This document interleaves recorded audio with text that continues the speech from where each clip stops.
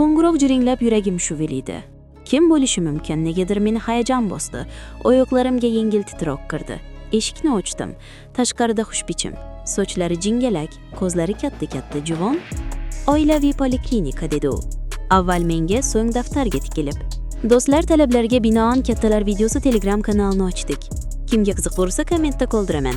10 mingdan ortiq videolar bor. Kirib bemalol 5 ga 1 urishingiz mumkin. Salom, yaxshimisiz? Men hamshiraman. Xotinim uyda emas, javob berdim men. Nima? Anqayrijon, xotiningiz bilan nima ishim bor tavba? Yoki xotinim uyda emasligini aytsam ichkariga kiradi deb o'ylayapsizmi? Yo'q, haligi oilaviy poliklinika deganingizga ma'lumotlar xotinimda bo'ladi-da. Men ham sizga ko'zim uchib turgani yo'q. Juvon kutilmaganda sekanib ketib oyoqlariga qaratdi, baqirib yubordi. Voy boyqon! Shunday deb po'saxiga o'zini urdi. Rangi uchib dahsatdan ham ichkariga kirib ketdi. Men orqaga tikalimim kep yiqirib tushimga bir baxya qoldi. To'g'risini aytsam, o'zim ham sichqondan qo'rqaman. Ammo ayol kishining oldida buni bildirmasligim kerak. O'zimni o'nglab oldim va yo ochiq eshikdan tashqariga qaragan bo'ldim. Qanaqa sichqon? Gapirishingiz katta-yu, sichqondan shunchalik qo'rqasizmi, yaxshi qiz? Sichqon-pichqon yo'q bu yerda. U tashqariga chiqishga botinmay bo'ynini cho'zib, sekin miraqladi. Hozirgina oyog'imning ustidan urmalab o'tdi. Siz yaxshisi suv bering, yuzimga seping. Qo'rqib ketdim. Men juvon aytgandek qildim. Rahmat, yaxshi odam ekansiz. Jivan, mening ismim Dilbar. Kofiyani qarang, kulib yubordim men. Xotinimning ismi esa Dilobar. Ammo aytib qo'yay, u sizdan ancha chiroyli. Yo'q-e, labini burdi. Dilbar. Xariyat, xotiningiz uyda emas ekan. Agar bo'lganda meni kalomiysa ham kiritmas ekansiz. Kasatlar bobida ustasiz-ku, dedim men. Ammo xotin yo'q uyga kirish bobida siz ham zo'r ekansiz. Endi chiqib ketasiz, xonim. Agar rostdan ish bilan kelgan bo'lsangiz, ostonada turib ham gaplashish mumkin. Siz ko'rgan sichqon enidan chiqmay choy ichib o'tiribdi. Dilbar yana labini, daftarni qo'ltiqlar ekan, menga norozi qiyofada qarab qo'ydi. Biroq ostonadan chiqar-chiqmas yana dodlab yubordi-da, bu gal eshikni ichkaridan mahkam yopib oldi. Sichqon! Sichqon! Rost aytyapman. Hali ham ketmabdi. Men diqqat bo'lib eshikni ochmoqchi edim. Dilbar yenginan qo'limga yopishdi. Iltimos, ochmang. Qiziqmisiz? Hozir xotinim kelishi kerak. Sizni uyda ko'rsa nima deb o'ylaydi? Iltimos. U qo'limni qo'yib yubormadi. Yana 10 daqiqa. Yo'q, 5 daqiqa. Men Dilbarga razm soldim. Yengilak ayolga o'xshamaydi. Ammo begona erkakning uyiga kirib olish darajasida sichqondan shunchalik qo'rqish mumkinmi? Menga yana suv bering, dedi u. Aytganidek qildim. Keyin ketdim. Endi sichqonni bahona qilib bir umr shu uyda qolasiz shekilli. Voy, qanaqa odamsiz? Hozir ketaman. Men emas. Siz qanaqa odamsiz? Hozir xotinim keladi dedim sizga. Balki zinadan chiqayotgandir hali qachon. Bo'pti, ketaman. Achiq tiripildi. Mana bu daftarimni to'ldirib olay. Uyingizda o'tiradigan joy bormi o'zi? Abbo, bu ofatijon daftarni to'ldirmasa ketmaydiganga o'xshaydi. Men uni stol-stullar qo'yilgan ichkari uyiga taklif qildim. Dilbar boyifsalni ham yechmay kirib daftarga nimalarnidir yoza boshladi. Mayli, shunisi ma'qul. Ketish oson bo'ladi. Uni kuzata boshladim. Qiziq, xuddi xotinim kelishini bilib atayi immillab yozayotgandek tuyuldi menga. Ha, rostdan ham shunday bo'ldingizmi? Deb so'radim toqatsizlab. Voy, hozir munamuncha. Bolalaringizning guvohnomalarini bersangiz, men topib bera olmayman keyingi safar. Nachora. Ammo xotiningizga ayting. Poliklinikaga albatta borsizlar.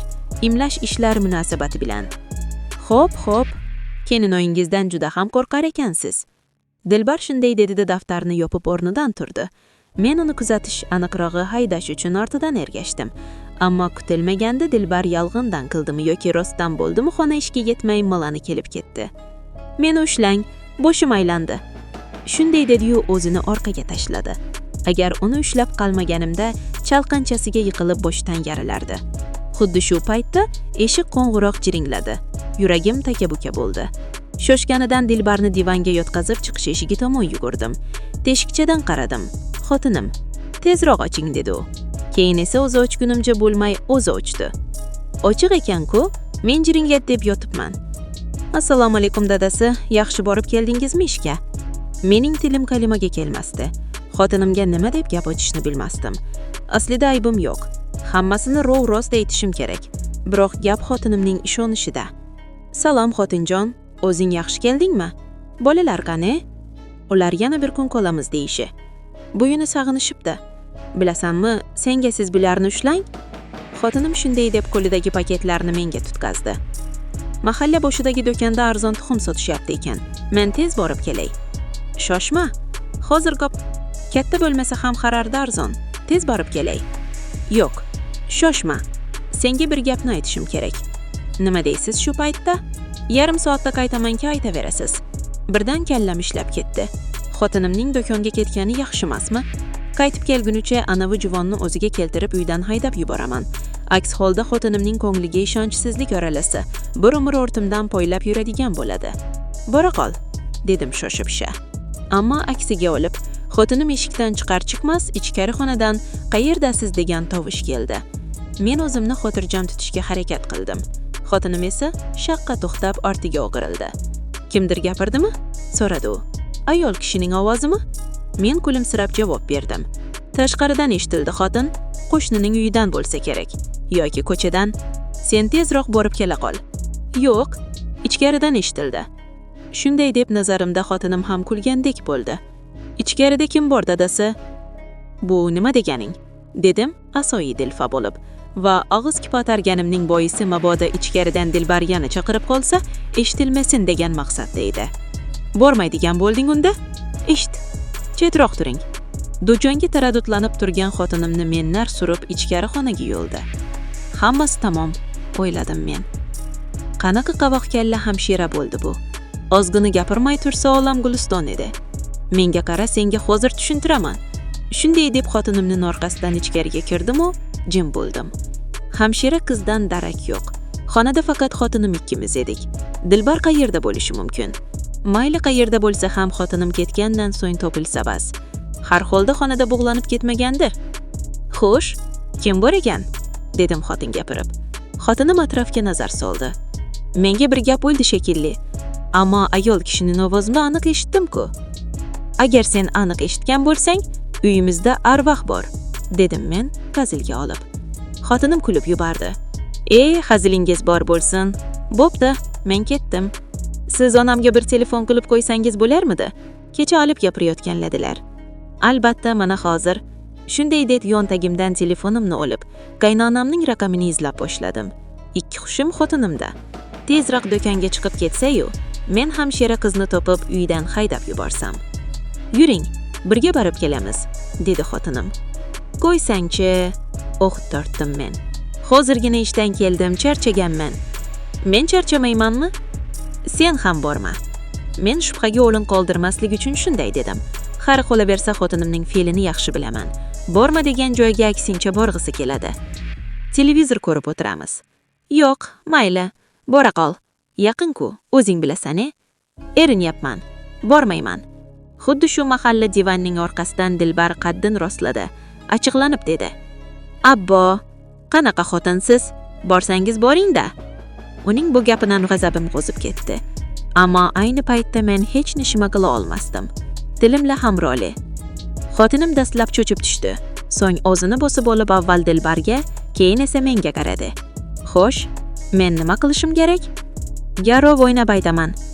Hozir nimaligini men. Xotinim baribir ishonlardi.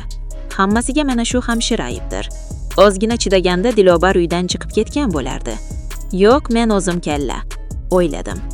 Xotinim uyga kirib kelganda Zoyov bor gapni aytib berishim kerak edi.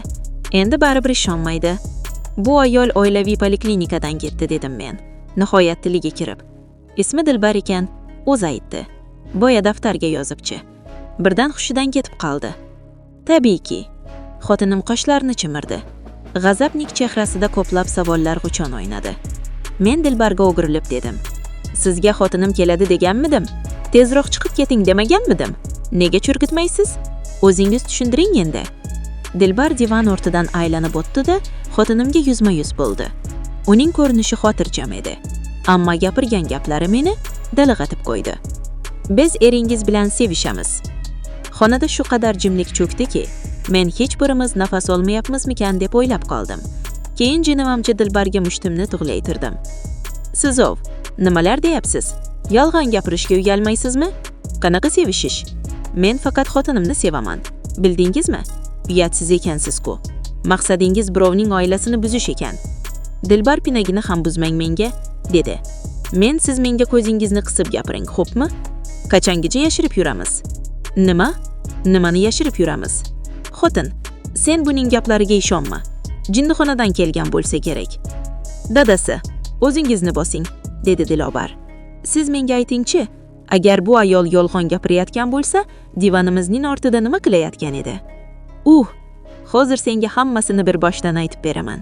Yarim soat oldin eshik jiringlanib ochsam, qarasam, Shoil turibdi. Oilaviy poliklinikadan keldim, dedi. Qo'lda daftarni ko'rib, qanaqa poliklinika? Qanaqa daftar? Xoxolab kuldi Dilbar. Nimalar deyapsiz? Men so'zimni isbotlash uchun stol ustiga